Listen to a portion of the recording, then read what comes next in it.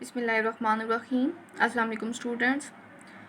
In previous class we discussed about the definition of an algorithm and the important terms of the algorithm, and today we discuss the examples of an algorithm.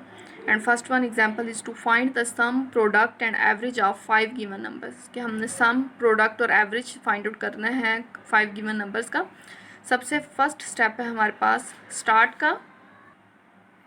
Actually हम लोग ने सम, product और average लेना है 5 numbers का. तो हमारे पास सबसे पहला स्टेप है स्टार्ट का. फिर हम इनपुट नंबर्स लेंगे, मतलब यूज़र ने ये 5 नंबर एंटर करने हैं जिनका हमारे पास जो प्रोग्राम है उसने सम फाइंड आउट करना है, प्रोडक्ट फाइंड आउट करना है और एवरेज फाइंड आउट करनी है. सम का हमारे पास क्या है कि वो इन 5 नंबर्स को ऐड कर देगा, प्रोडक्ट में इन 5 नंबर्स को मल्टीप्लाई कर देगा.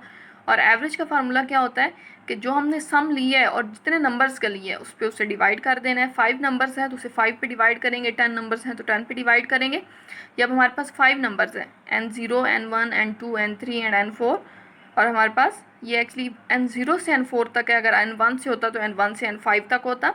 जैसे अब हमने 5 पे डिवाइड कर दिया और उसके बाद आउटपुट हमने लेनी है. हमारे पास आउटपुट क्या आएगी, क्योंकि हमने सम, प्रोडक्ट और एवरेज तीनों फाइंड आउट करने थे, इसलिए आउटपुट में हमारे पास सम, प्रोडक्ट और एवरेज तीनों आएंगे और एट द एंड हमारे पास एंड हो जाएगा ये एल्गोरिथम.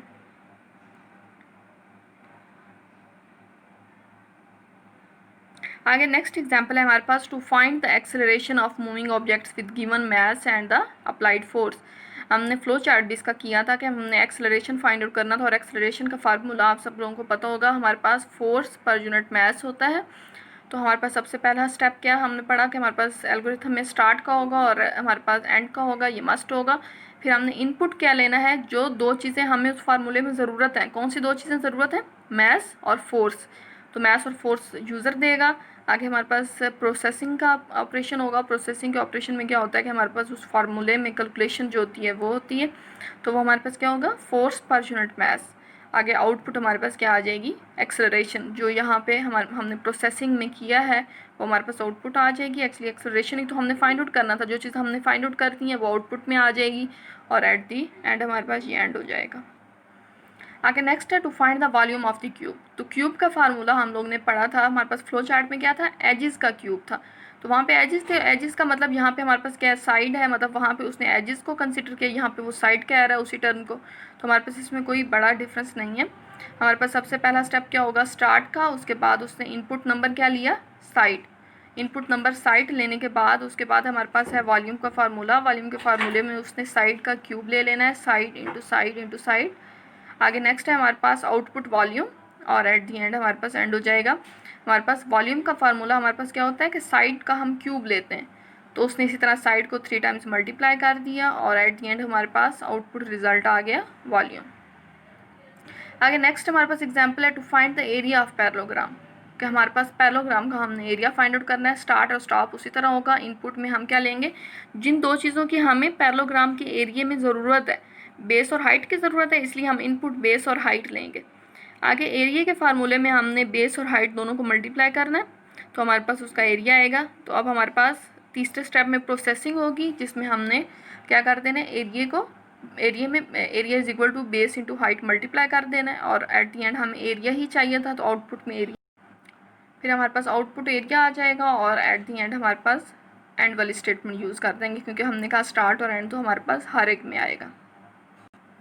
आगे नेक्स्ट एग्जांपल है to display the larger one out of the 3 given number. कि हमने लार्जर को डिस्प्ले करना है. हमारे पास 3 गिवन नंबर हैं, उसमें से बड़ा कौन सा है उसको हमने डिस्प्ले करना है.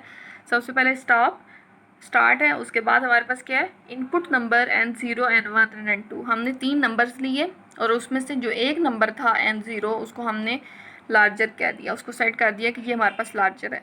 उसकी बेस पे हम दूसरे दोनों को उसके साथ कंपेयर करेंगे. सबसे पहले हमने कंपेयर किया n1 को. अगर n1 बड़ा हुआ n0 से तो वो हमारे पास लार्जर सेट कर देगा n1 को, कि हमारे पास लार्जर अब क्या है, n1. और अगर n2 बड़ा हुआ n0 से तो फिर वो सेट कर देगा लार्जर n2 को. तो हमारे पास at the end output larger आ जाएगा. मतलब हमारे पास सबसे पहले तो हमने n0 को कहा हुआ था कि वो लार्जर है. अगर तो n1 बड़ा हुआ तो n1 को वो बड़ा कहेगा. अगर n1 बड़ा ना हुआ n0 से तो फिर n0 ही बड़ा रहेगा. और अगर आगे नेक्स्ट जो है n2 को वो जो है उसके साथ कंपेयर करेगा, और अगर n2 बड़ा हुआ है 0 से तो वो n2 को बड़ा कह देगा, अदरवाइज हमारे पास n0 ही बड़ा रहेगा। तो इस तरह हमारे पास तीनों के तीनों कंपेयर हो जाएंगे, फिर उनमें से तीनों में से जो बड़ा होगा वो एट दी एंड उसे रिजल्ट में दे देगा, हमारे पास आउटपुट लार्जर वाली आ जाएगी।